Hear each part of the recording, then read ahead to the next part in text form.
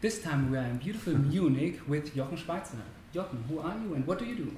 Jochen Schweizer, serial entrepreneur, founder of the Jochen Schweizer group of companies. Great.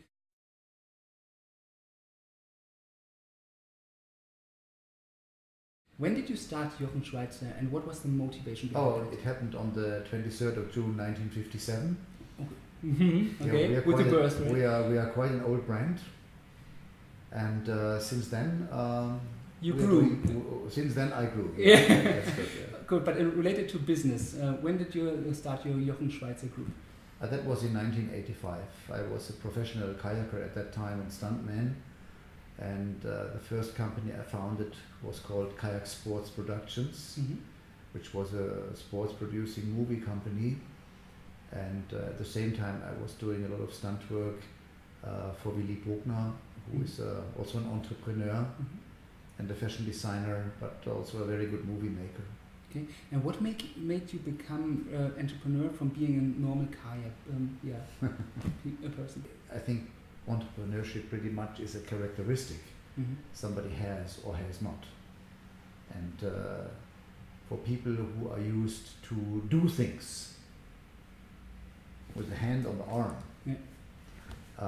entrepreneurship is a logical goal to found an own company and employ people and scale up a business. What was the hardest thing when you started your company? The harshest thing? The hardest thing? Oh, it was easy. It wasn't hard. It was very easy because I had nothing to lose and it was a great time. We started selling kayak movies and we've not been very successful with it, but the movies were great and we had a lot of fun. But I was managed to find good sponsors for the movies, so we somehow came out of it and could make a living out of it. In 1987 I jumped from a dam in Switzerland, and that created a big media echo, and following that we started to build up bungee jumping sites. And then we sold, in the upcoming years, we sold 600,000 jumps. Wow. And the company grew again. Great. Jochen, let's talk about the business model of Jochen Schweizer. What is the problem that you are trying to solve for what type of customer segments? The question we are answering is, what am I going to give as a present? It's a question millions of people have every day. I would even say every person is asking him or herself this question 3 times per year, 5 times per year, maybe 15 times per year, dependent how socially integrated a certain person might be. So what am I going to give as a present to my son, to my daughter, to my parents, to my partner, to the host if I'm invited as a guest, so I don't come with empty hands. And in giving experiences as a present, it is a present that will stay forever. It's not being diluted. It's not depreciated like a product, because the memories, they don't depreciate. Memories they even grow. In our memory, the good things we experience in life, they grow as older we get. So this is why it makes sense to give experiences as a present and not haptical products. And what type of experience are you offering? I mean, I understand bungee jumping is one of them. Is there some kind of segmentation of experience that you are offering? Well, we are offering 1,500 different experiences, from skydiving to jet flying, but very quiet experience like a Zen seminar in a monastery, or even a candlelight dinner or a wellness massage. Okay, and how do you acquire your customers, and which channels are you using? We have about 15 million visitors per year on our website. We own 39 shops, retail shops, so-called Jochen Schweizer shops. We have 3,500 distribution partners. We operate our own call center, and we have quite a strong business-to-business distribution team. So there's 15 salespeople selling our products to other corporations. And when you started, with what type of distribution channel did you start, and what other channels did you add in terms of sequence? The first distribution channel was the internet, which is still the main distribution channel, and then all the other channels followed. How hard is it to manage the distribution channel that is not owned and controlled by yourself but by a third party? It's not hard, but it's challenging. So on our own website, we are the hosts, right. So we know what we are doing. In our own shops, we know what we are doing. If we do a mistake, we can localize the mistakes and we can avoid them.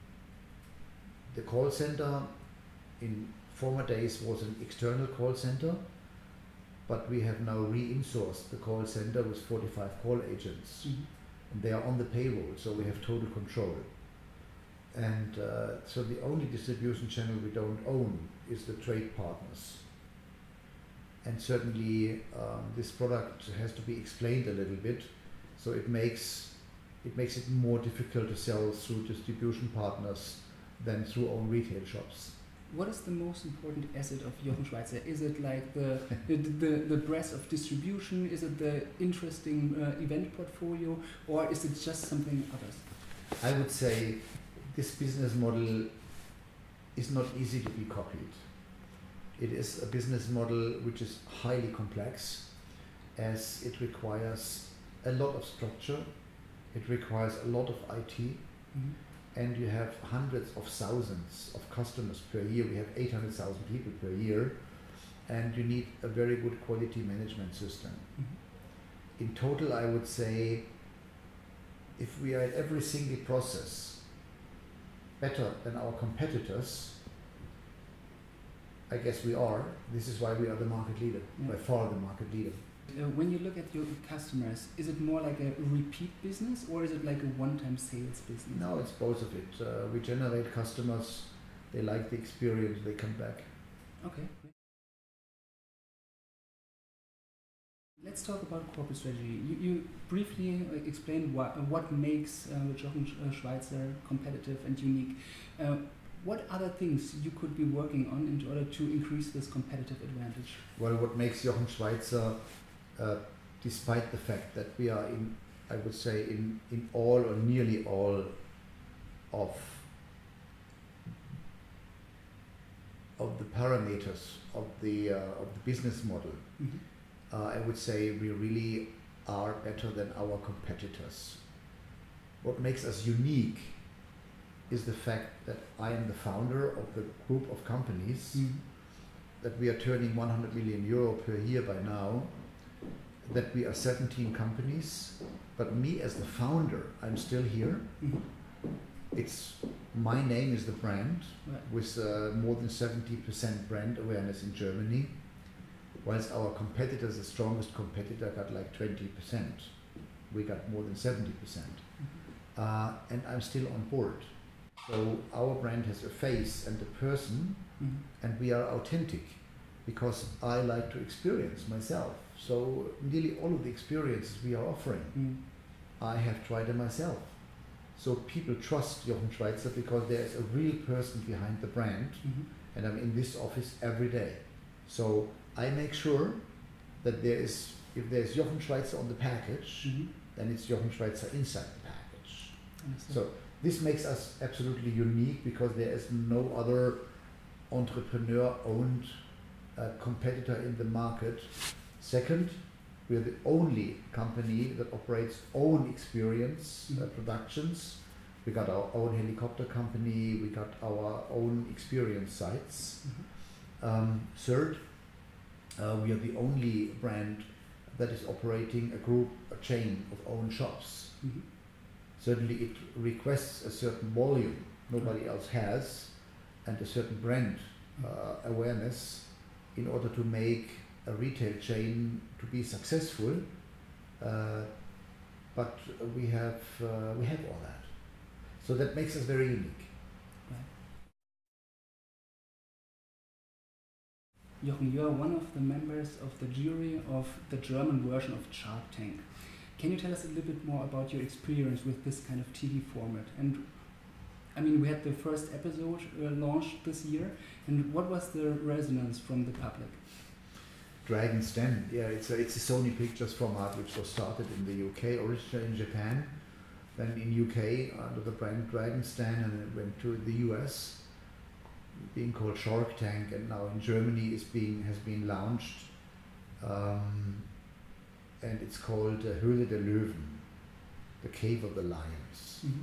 And I'm one of the lions, which means I own an Jochen Schweizer Ventures, which is a seed investment firm. Mm-hmm. And I like to invest into young entrepreneurs, as I was a young entrepreneur once. Right. Now I'm only still an entrepreneur these days. And so I like to support young entrepreneurs if they have good ideas and a good personality and there's a reasonable product and a reasonable market. Mm-hmm. Yeah, I like to invest. And then when I was asked if I was willing to be in the show, I took the decision to go for it, and it was a good decision. What experience did you gain out of it? What did you learn when you saw some entrepreneurs pitching to you? What did they do well? What didn't they do well? I have seen on the first show, which was 8 episodes, mm-hmm.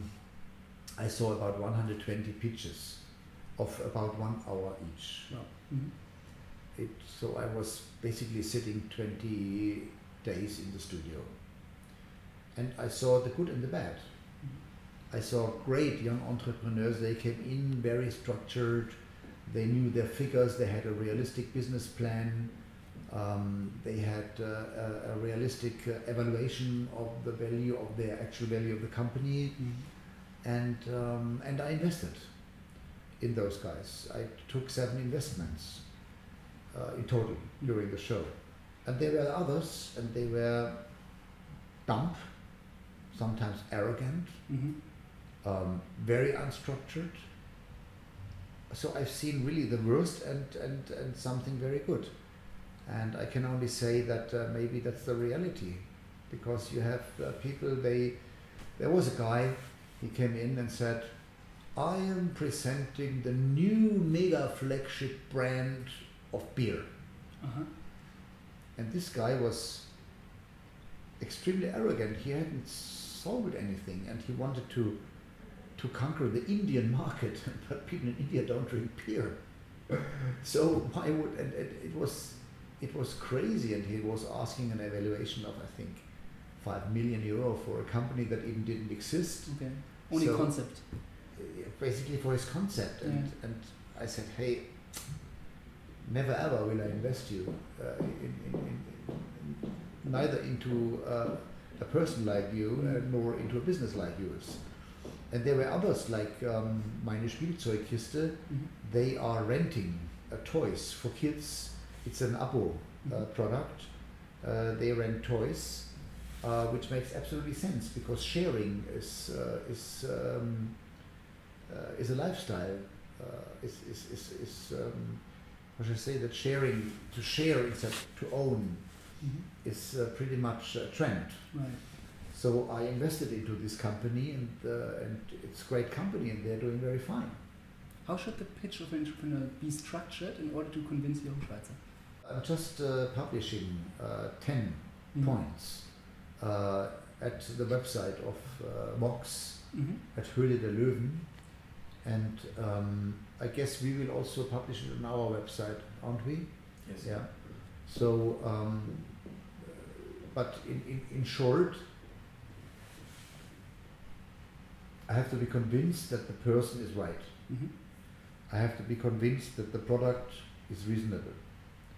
I have to be convinced that there is a market for the product, and I want to see a realistic business plan.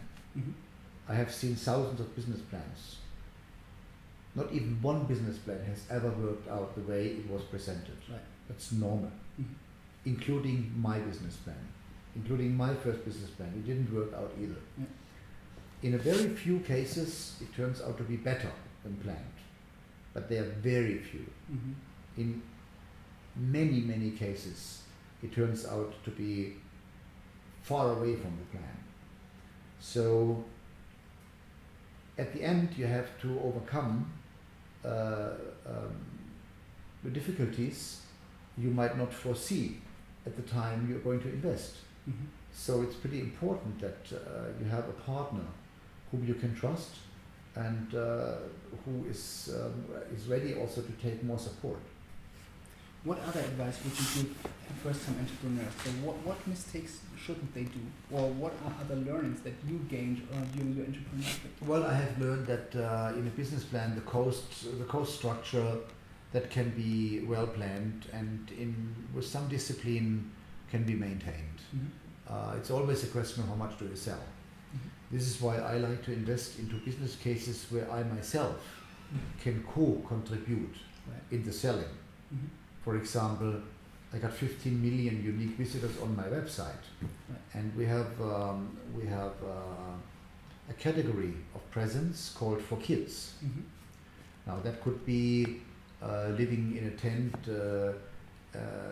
in an Indian camp and then work with huskies during the day, mm-hmm. And many more, maybe 100 more. But also I just added the toy abo. Right. So I can support the sales. And minimizing your sales risk. Yeah. Mm-hmm. Great. Imagine your child comes to you and says, "Daddy, I would like to start a company." What advice would you give her or him? I would say, great idea, go ahead. Any preparation for that? Sure, you need preparation. But on the long run, I would say, I'm even thinking, is it worth to study? Mm-hmm. It's a good question. Is it worth to study? I didn't study. And still you made it. I went out and I found it. And then the next question is, if you found, you might fail at the beginning. It's like a child who's going to learn to walk. The child will fall down. Now we stand around as adults, we say, oh, get back to your legs. You will make it, you will make it. And we help the child, and then it will fall again. But after a couple of times falling, the child knows very well how to walk. Mm-hmm. I think it's the same with a young entrepreneur. I think we cannot expect that he is successful from the beginning. Mm-hmm. It's so, my advice would be, go ahead, start, make your experiences. I would just try to limit the losses. Right. Yeah. What are the options for minimizing the losses? I mean, one thing could be like bootstrapping in parallel of your job, for example. What other alternatives are there for limiting my potential loss? Well, that is a question of the structure of the company. It's a question who are the investors. It's a question how much risk capital can you generate? Because if I, from my fund, if I invest into a startup, mm-hmm. I'm totally aware that maybe 1/3. We had years where we lost 40% mm-hmm. of the investments. So I'm aware of that. But on the other hand, there's like 20 or 30% of the investment they really fly, right. And I get a 10 times, a 20 times multiple back. Mm-hmm. So in total, the fund is doing well. Right. So I would give the advice not really to invest my parents' house. Right.